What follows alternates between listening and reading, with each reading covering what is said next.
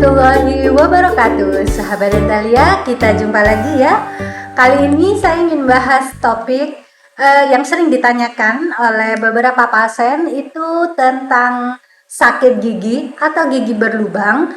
Ada yang bertanya, "Dok, kalau saya sakit gigi atau gigi saya berlubang, itu kalau ditembel bisa langsung ditembel atau harus perawatan atau seperti apa?" Kadang-kadang ada yang bertanya seperti itu. Atau ada juga yang bertanya, "Dok, kenapa sih kalau ke dokter gigi harus kontrol berkali-kali? Atau kenapa sih, Dok, kalau ke dokter gigi itu kontrolnya banyak banget gitu ya?" Kadang-kadang ada pasien yang tidak punya banyak waktu untuk meluangkan kontrol berkali-kali, jadinya bertanya seperti itu ya. Jadi prinsipnya tuh begini, suatu perjalanan penyakit itu akan menentukan berapa kali banyaknya kunjungan yang dibutuhkan. Atau bisa juga begini, tingkat keparahan suatu penyakit itu akan menentukan treatmentnya nanti, berapa kali treatmentnya atau treatment apa yang harus kita ambil, itu tergantung dari diagnosa suatu penyakit, tergantung kondisi giginya atau tergantung dari keparahan giginya. Nah, kita lihat di sini ya, di video ini bisa membantu sahabat Dentalia untuk memahami kenapa sih kalau ke dokter gigi itu harus berkali-kali, kenapa kontrolnya banyak banget gitu ya. Nah, jadi tergantung keparahannya ya. Nah, di sini kita ada videonya ini tentang perjalanan penyakit karies gigi. Nah, di sini ini ada gambaran gigi kita. Nah, kalau gigi kita diambil secara dipotong tengahnya gitu ya, kalau mau dilihat bentuknya seperti ini. Nah, anatomi gigi kita itu sudah pernah saya jelaskan sebelumnya. Di sini ada enamel gigi. Permukaan yang paling luar warnanya putih ini, dia yang membuat gigi kita keras, itu enamel gigi. Kemudian bagian bawahnya, lapisan yang kedua, itu ada dentin. Dentin ini berwarna kuning. Inilah yang akan membuat gigi kita berwarna kuning atau putih, itu tergantung dari ketebalan dari masing-masing bagian ini, enamel dan dentinnya ini.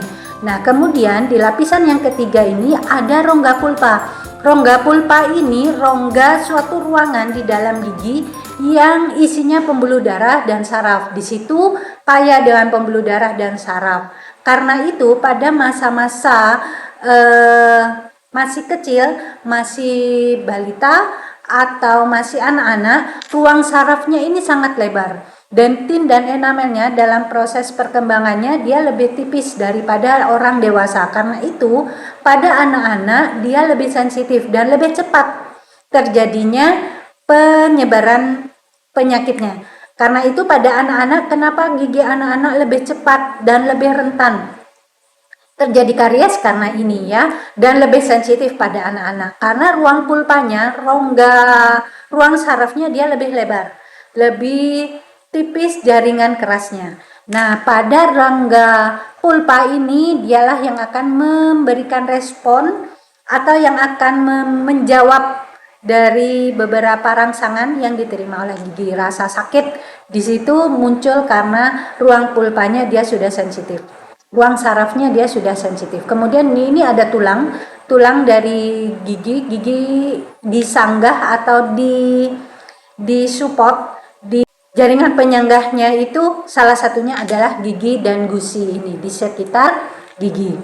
Nah, terjadinya karies kita sudah pernah membahas di video kita sebelumnya, karena ada sisa makanan yang menempel pada gigi.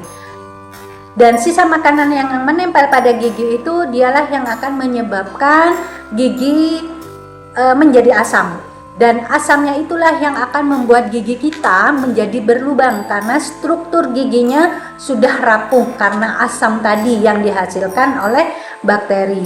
Nah, awal permulaan terjadinya karies gigi itu dimulai banyak cara. Nah, yang paling sering adalah melalui enamel.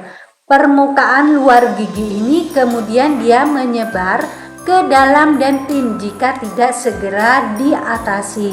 Jika itu berlanjut lama akan menyebar ke ruang saraf. Nah, di ruang saraf inilah yang akan menyebabkan gigi itu lebih kompleks penyakitnya. Kalau masih di permukaan enamel, di permukaan yang paling luar, itu biasanya gejalanya hampir tidak ada. Jikapun ada, biasanya masih sedikit. Seperti misalnya terasa linu pada saat kita makan panas atau dingin, contohnya seperti itu. Atau kena angin yang agak dingin gitu atau AC di ruangan yang dingin, biasanya lebih sensitif. Itu biasanya masih di permukaan enamel ini. Jadi belum ada lubang, masih berupa bercak-bercak. Kadang-kadang coklat, kadang-kadang mulai kehitaman, itu biasanya di enamel ini. Nah, biasanya itu berlangsung agak lama pada orang dewasa. Pada anak kecil dia lebih cepat prosesnya menyebar ke dentin tadi di lapisan kedua. Nah, jika sudah pada lapisan kedua biasanya sudah mulai lubang. Disinilah yang membedakan kenapa harus berkali-kali ke dokter gigi.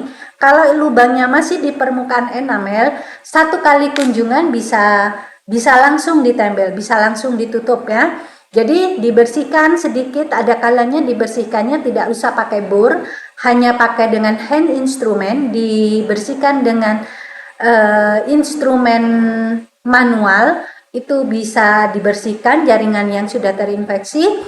Kalau sudah dibersihkan baru ditempel, satu kali kunjungan bisa langsung. Tapi jika sudah memasuki di lapisan yang kedua, di dentinnya ini, itu ada kalanya dan seringkali dia membutuhkan perawatan yang lebih lama, bisa 2 atau 3 kali kunjungan.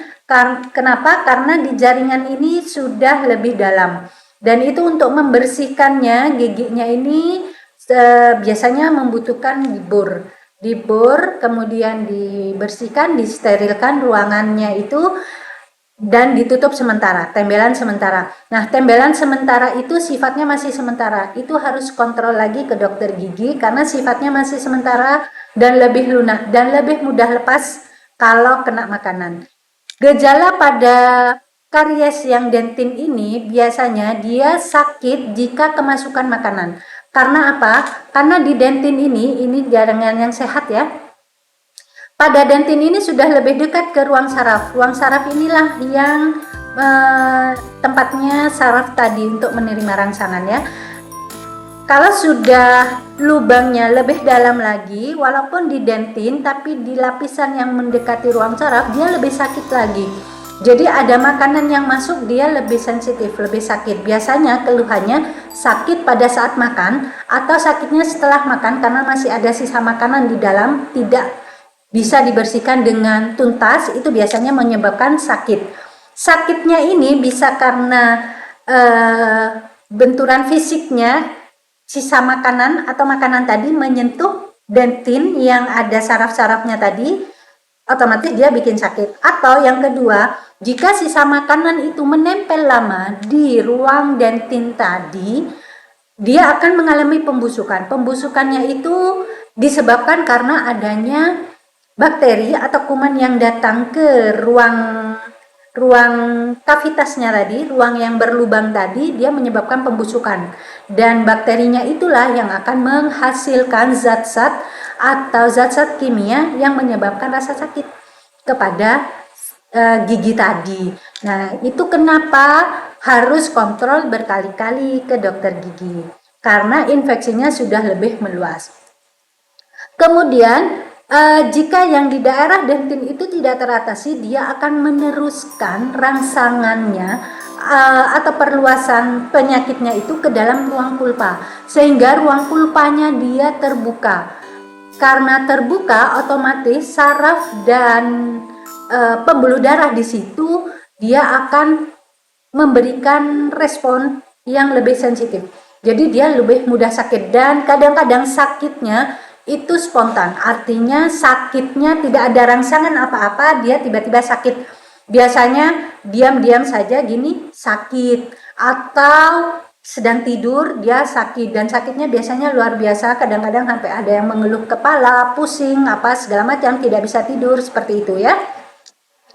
Itu jika kariesnya sudah mencapai di ruang pulpa. Dan itu butuh perawatan saraf atau root canal treatment ya. Di video saya sebelumnya sudah pernah kita bahas seperti apa ruang pulpa ini jika sudah terjadi infeksi dan perawatannya seperti apa.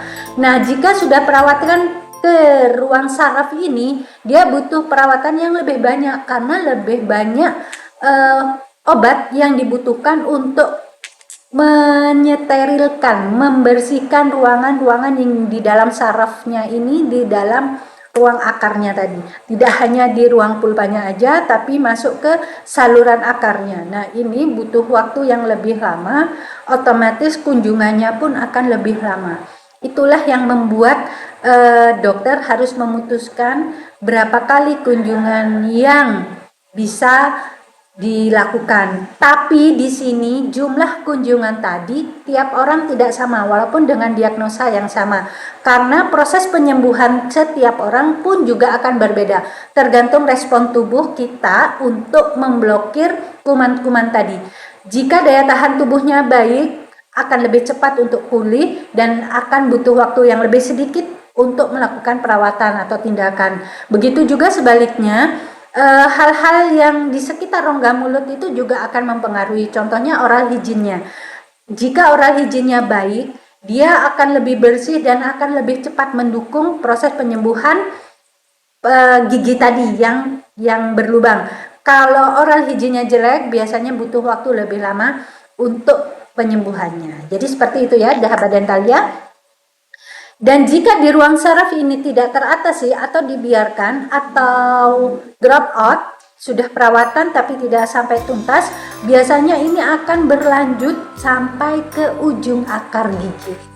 Di sini ada apical foramen, lubang masuknya ruang saraf, masuknya saraf ke ruang saraf itu, saraf dan pembuluh darah masuk melalui ujung-ujung akar, apexnya itu ke dalam gigi. Nah, itulah yang menjadi penghubung antara gigi dengan rahang kita, dengan anggota tubuh kita yang lain gitu ya. Nah, jika ini dibiarkan akan terbentuk nanah di sini. Nanah ini dihasilkan oleh bakteri. Eksudatnya ya. Jadi bakteri itu menghasilkan cairan yang jika itu berlanjut lama dia akan menumpuk, akan menyebabkan abses di ujung akar. Absesnya itu jika dibiarkan lama-lama akan membengkak sampai ke ekstraoral, ke permukaan luar gigi. Jika masih tidak terlalu parah, mungkin bengkaknya, benjolnya hanya di dalam gusinya saja. Tapi jika itu dibiarkan lama akan menyebar sampai ke luar pipi. Jadi bengkaknya sampai nampak di luar giginya ya, eksternalnya. Jadi seperti itu ya. Nah, jika sudah ada abses, itu proses penyembuhannya pun akan lebih lama waktu yang dibutuhkan. Untuk mengatasinya, kita sebelum perawatan gigi kita harus menghilangkan absesnya tadi, menghilangkan infeksi cairannya tadi dengan bisa dibantu dengan obat minum oral. Kemudian setelah itu, setelah tuntas semuanya, bisa dilakukan perawatan saluran akar.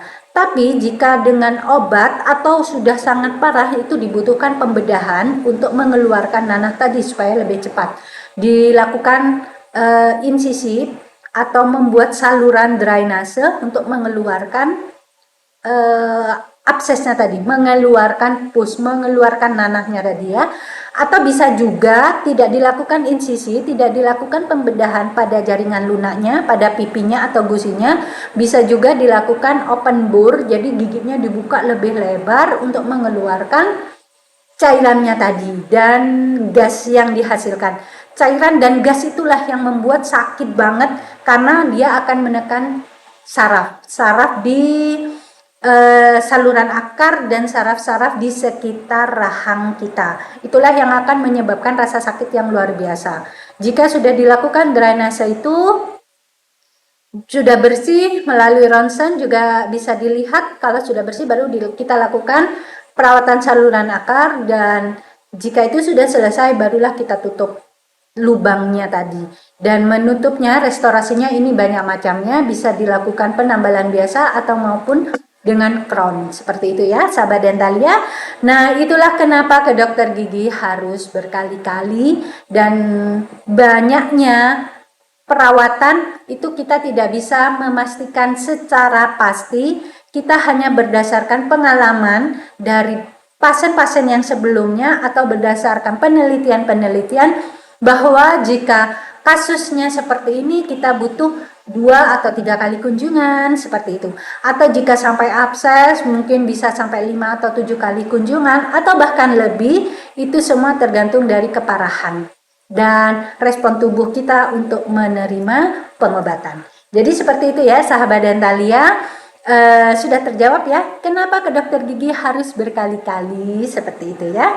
Demikian yang bisa saya sampaikan, semoga bermanfaat dan bisa membantu pertanyaan-pertanyaan yang ada di sekitar kita atau diri kita sendiri yang mengalami atau yang ingin tahu kenapa ke dokter gigi harus berkali-kali seperti itu.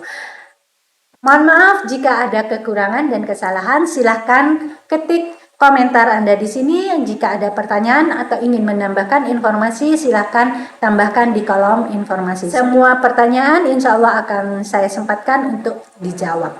Terima kasih, saya Dr. Gigi Holilia Saifiyati. Wassalamualaikum warahmatullahi wabarakatuh. Salam sehat.